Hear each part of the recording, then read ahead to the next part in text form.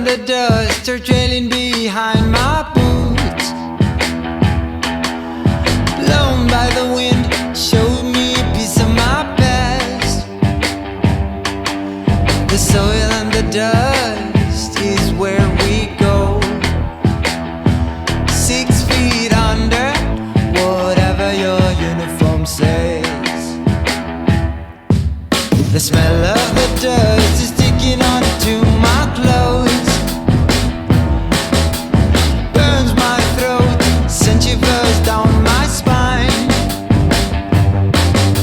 The smell of the dust makes us just the same. Good morning, you guys. We got a tight one today. Normally on a pool demo we have 2 guys. One is running the machine and the other one is doing what Tim is doing with the machine, and that's just moving garbage. So what he's trying to do is make space because he wants to start pulling concrete out and loading up the trucks.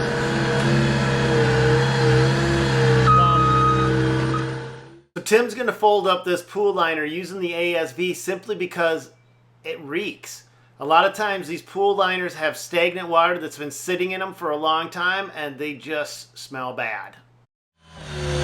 Now, I know some of you are saying, why didn't he just get out and grab that and move it? It would have been faster. Well, have you ever tried to wrestle a pool liner? It looks light and fluffy, but that's a handful to wrestle around. And by the time he got out, folded it up, and wrestled it around, he would have never been able to do what he just did with the ASV. But right now, I just want to take the concrete. I got, call it dirt broker. He's gonna have, I got a small truck coming now. Make sure he's got clearance on that overhang. He does. I don't know about them triaxles though.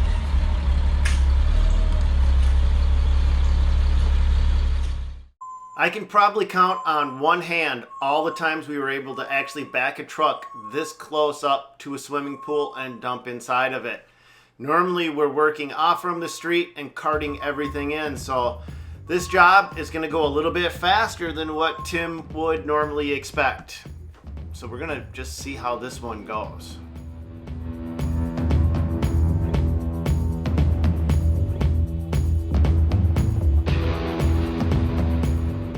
So we sort everything, and what you see him doing right there is using the pickers on that beak to peel off the aluminum edging. And while he's sorting and separating everything, the trucks will continue to roll in. So he's got to stay ahead of the trucks and also get as much material removed as fast as possible.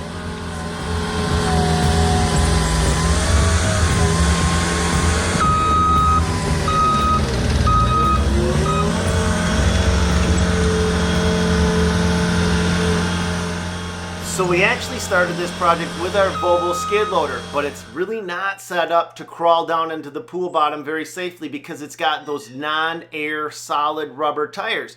Although they have a very aggressive lug pattern, because there's no air in them, there's no give to them. And you need that little bit of give that an aired tire will have in a situation like this to contour around and really bite into that dirt. So what Tim was finding out is the Volvo skid loader's got insane amounts of power, but that power doesn't translate to better traction. So he got himself down into the pool bottom and almost didn't get himself out. So we had to pull this one off from a different site because he jumped in it and crawled right down into the pool bottom and didn't think twice about it with those tracks.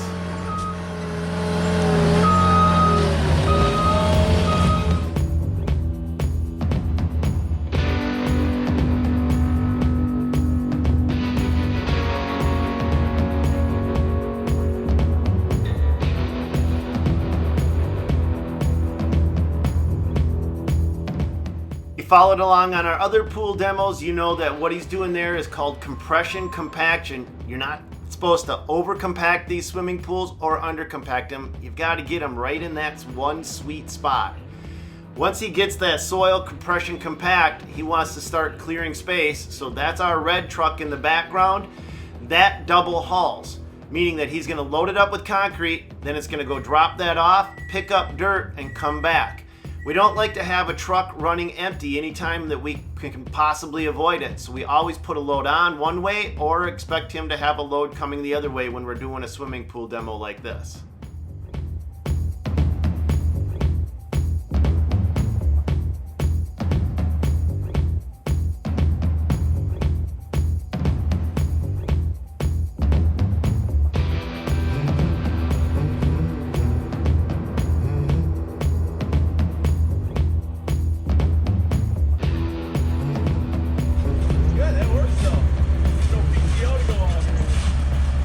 We got an old school gate latch. Tim's talking about it. I've had so many trucks with that old school gate latch. Works every time. No PTO to go out, like he said. Nothing wrong with that. Now make sure that this guy doesn't go. Hey, don't go too far forward. You got power lines in front of you.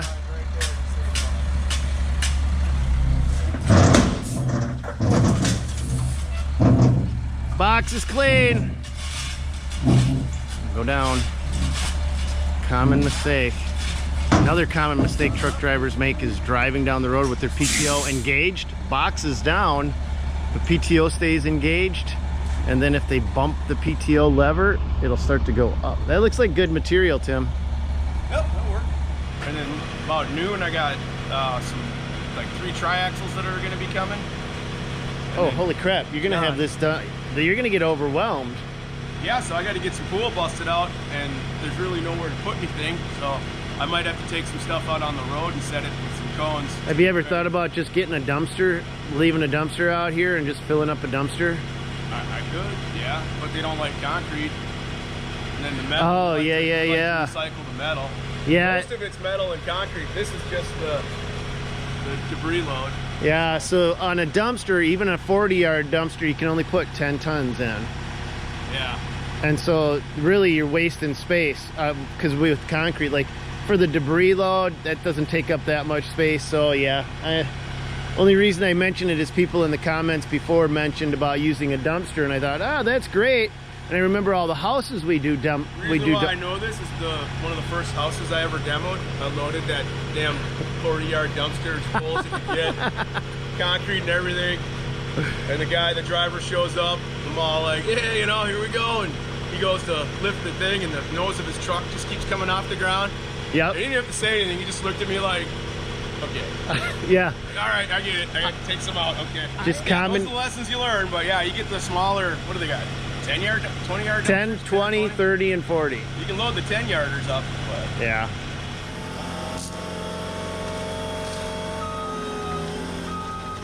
So what I've noticed over the years is that the guys that are doing the laboring in the field get a little too comfortable around a good equipment operator and assume that they have way more control over that piece of equipment than what they really might have. And you're going to actually see what that looks like here in just a moment.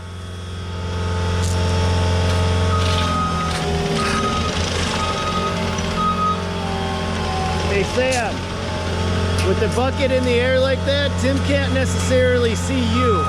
Because that bucket's that's his blind spot. So just to be aware, if you're assuming he can see you might not be able to.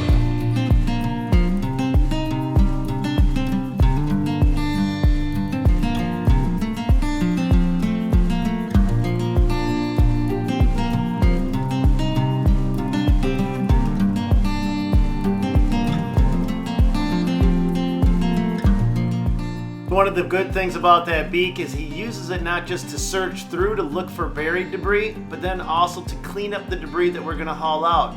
You watch him pull this piece out, he shakes it down, folds it up tightly, and then gets it ready to go on a truck.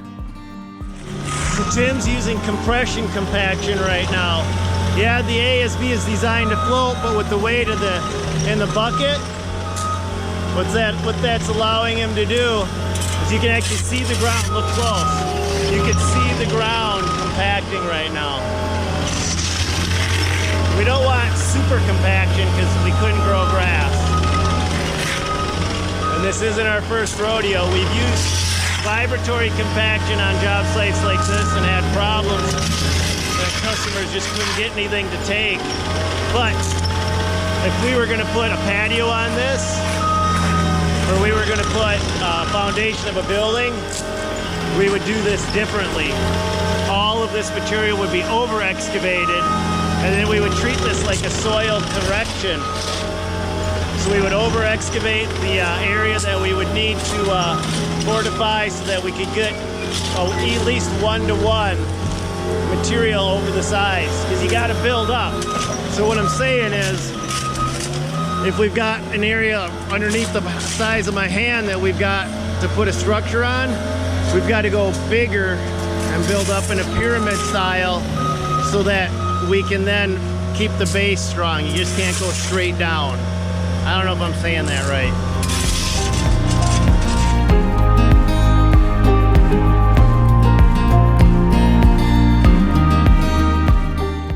So it's easy to remove all the stuff that you can see, but right now what he's doing is looking for stuff that he can't see. Buried pipes, buried footings, anything that may be down below that grade.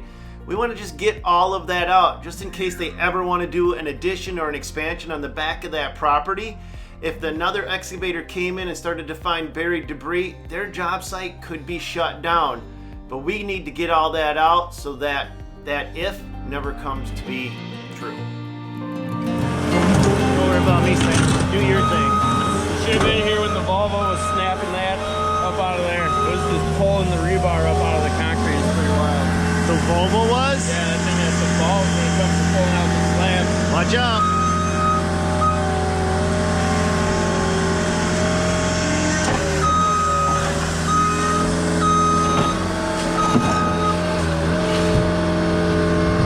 So what Tim's doing now is stockpiling. He's going to stockpile all this concrete up.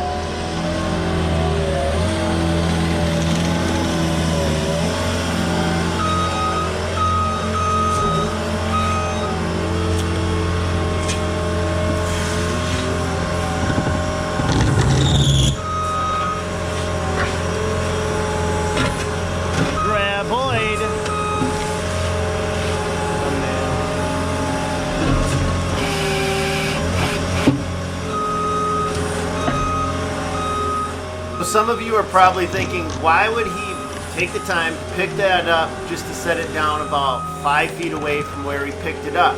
Well, the idea is he wants to break it free from the rebar and stack up as many pieces like flapjacks as possible. That way they're loose, and when the truck shows up, he can slide in underneath it and take a whole pile all at once. It does take a little bit of time to remove these pieces and separate them, and with the truck sitting there, well, time is money.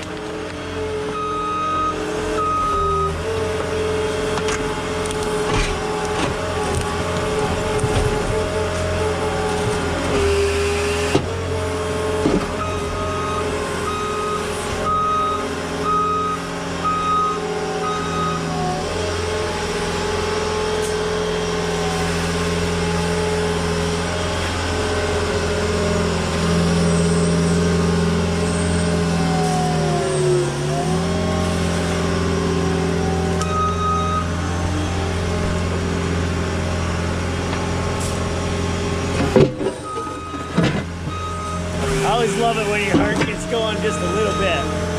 I didn't expect it to drop like that.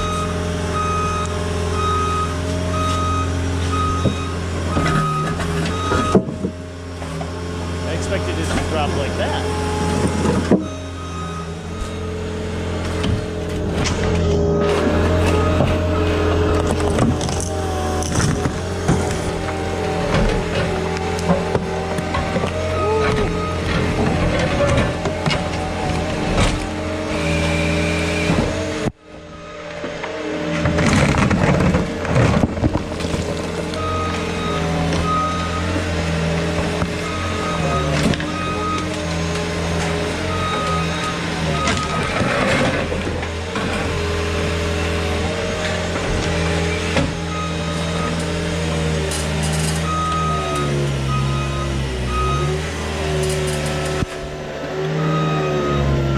Rebar is tying all those pieces of concrete together, so he's not struggling with the weight of the concrete as much as the rebar that ties it all together.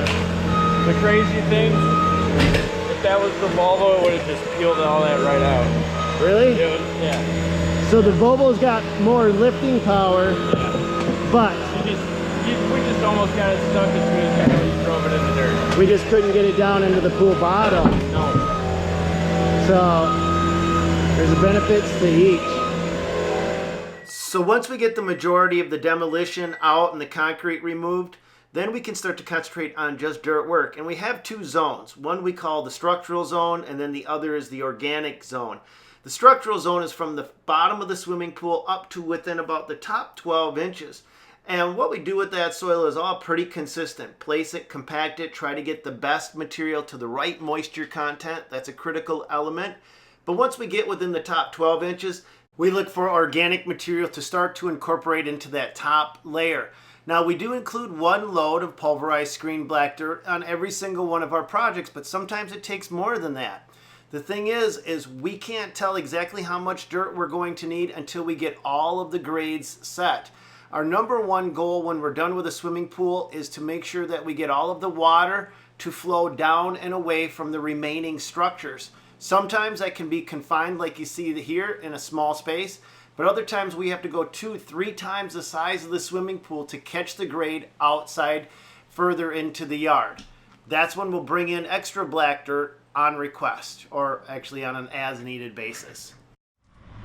See what Sam and Todd are doing down there? They're agate hounds. It's actually kind of cool. No, seriously, these guys love agates. Okay, let's look over and see what pretty rock Sam found. Sam, what pretty rock did you find? Come on, I know you got a rock in your hand. Oh, holy crap. Yep.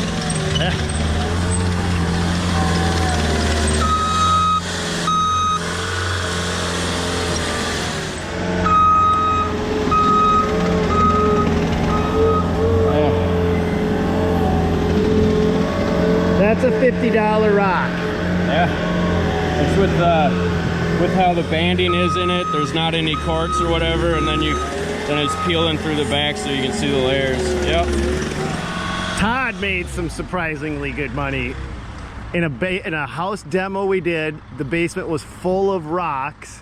Yeah. You were picking rocks out of the bottom of the basement. Let's back this up. We'll finish this story. Let's get him fueled up. All different kinds of things. Agates, jade, amethyst, like everything. You found one that was worth $4,000. No. What? No, I sold them all for about $3,500. Oh, but I thought you had I thought you had a couple monster ones, like they were worth like. No, they turned out to be just duds. But Oh. all the rocks together, I got about $3,500 for them. That makes me so mad.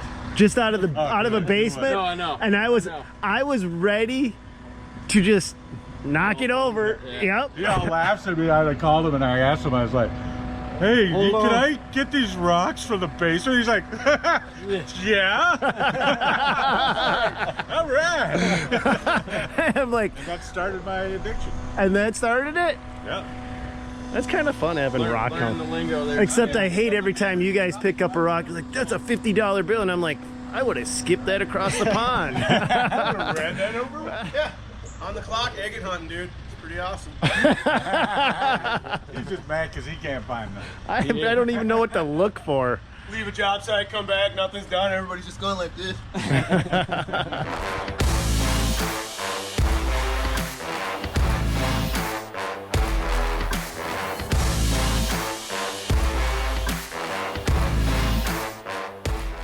So even though it's just a yard, we're still going to set up a laser. You can see it in the lower left-hand corner there to make sure that the pitch on the entire project goes exactly the way we want. We don't want any little spots that pool or puddle.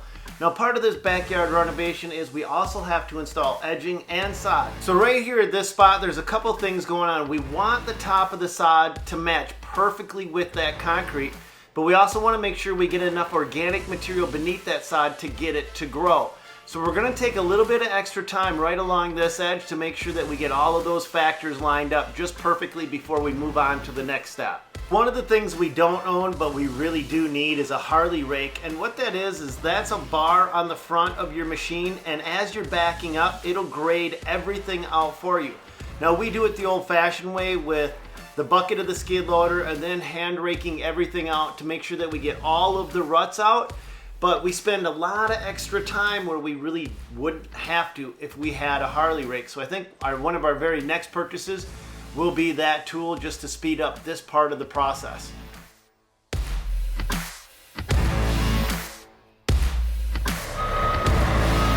All right, guys, today is the exception to the rule. We usually don't have an opportunity to drive our truck right into the pool, but in this case, we got it right there.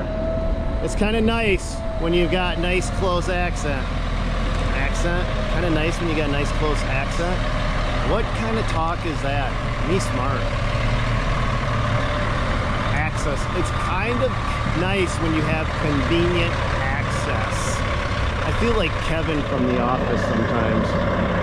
That guy's hilarious. So I've had a lot of the same guys work with me for a really long time. John, the truck driver here, has been with me 10, 15 years. Tim is going on 20 plus years. Blaine has been with me for a long time. And one of the things that I've noticed works the best is when you take and do little extra things for your guys. And one of the things you're gonna see in a minute is every few years I buy them all boots. And this year I bought them Philadelphia's by Keen's, and I wanna see what they think of them. So we're gonna find out how they're doing with their boots right now, because sometimes it doesn't go the way I want it to.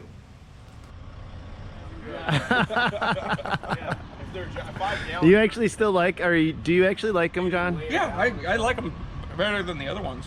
Okay. Yeah, I've never actually given you, I've given you 3-4 pair of boots now, and you've never actually liked any of them. That's because they were pinchy. These ones are actually comfortable. These ones are actually, they fit their fit the foot. The inside isn't coming apart where the nose cone is. Yeah. It isn't coming apart, so I'm not hitting it. Tim is the same way. I've given him so many pair of boots, and he's like, "Oh, those didn't fit right." And I'm just like, I'm done. I'm done getting you guys boots. But these ones are fantastic. You know, there was only... I was just telling John how picky you are about your boots. Dude, okay, so I got odd feet, man. So it's hard to find boots. The 9.5s fit, but sometimes 9.5s are too tight. Like, so these are 10s. I figured they'd be way too big, but they're working out. You know, there's plenty of room. I like them. All right. My feet don't hurt. My back doesn't hurt, so they must be okay. Dude, I've been wearing these things non-stop, and I freaking love them.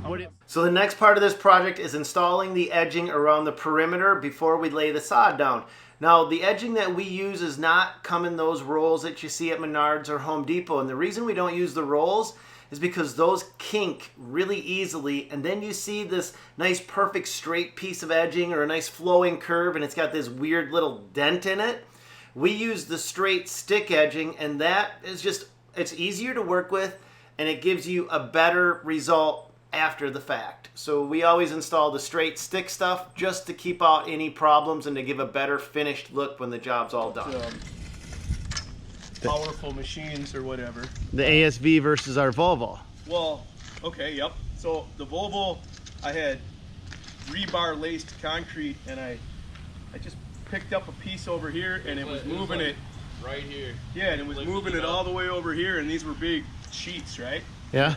Had no problem, like just, and then I was over there, and there was probably a 13-foot by 10-foot piece of concrete, and I had the beak on it, and I'm trying not to hit the fence, and I grab it, and I turn, and it just pulls it right off, and it lifted. It was like no problem. I was like, wow. I told Sam, I'm like, I'm really liking the power of this thing. It was peeling the rebar out of the slabs like nothing. It was just, yep. You grab it and start lifting it up, and the rebar was just.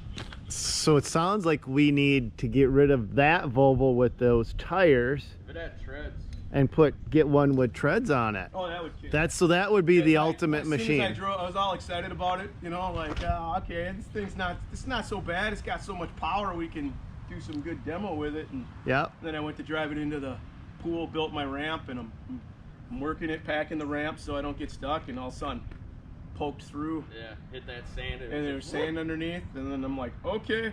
So put the bucket down, start pushing myself back, and pretty soon I'm pushing air. I'm like, okay, this is a shitty Friday. No equipment here. Well, those solid tires suck off-road. They're so heavy, and they got no give. And they drove the ASV. I just went straight down, like, you know. I didn't even scare me. I didn't even think twice. I know. I knew I was coming back out. I just was not a problem. I went when I brought it up north. I was working on top of the water table with inches of just, there was nothing. Like there was the pond, there was the dirt, it just floated. Oh yeah. No issue. And then it poured rain while I was working, and I didn't even know it. My uncle's like, "Do you know it poured a ½ inch of rain in like 5 minutes?" I'm like, I noticed I couldn't see as well. Did you notice Friday when you were out there working on Friday that it was Friday and 120 Saturday. degrees out? It was hot, man. That sucked. Dude, air conditioner in that thing? Yeah. No, there was no heat. I was cold. I'm like, oh, how do I need a little... We were out here lifting boards off the driveway, and I was like, we'd do like 2 or 3 of them. Go lay in the shade. I'd be like, I think I'm gonna pass out. I've never, you know, you're just guzzling water, and I'm like, I wonder if we have to pick the rest of them up. It was that hot, like you're in an oven, man. Okay, but after you've had heat stroke a few times, you get way more sensitive to it. Well, all right, you guys. First up, I want to say thanks for sticking around. I know these are long ones, and you guys said that you'd like more job site videos, so that's what I did with this one, and I need to hear from you. You know, I'm going to try to do these from start to finish, so if this is what you want, just say more job site videos, and I will keep them coming. I promise. We don't do a ton of different work. We do what we call our bread and butter work. These are smaller, lucrative jobs that we can get in, get out, and be on down the road instead of going on to these highly complicated projects. So stuff like this is something that we like to do, and you'll see that we can leave the job site and let the guys go in and wrap things up, and that lets Tim and I both go on to the next project and start setting things up and stay ahead of the crews. So now, you guys, do me a favor and check out the other 2 videos that I'm going to put up on the board up here, and hit that subscribe button, and also hit the bell notification button, because that's how you know when I upload a new video. And as always, you guys, God bless, go get them, and I hope you enjoyed today's project.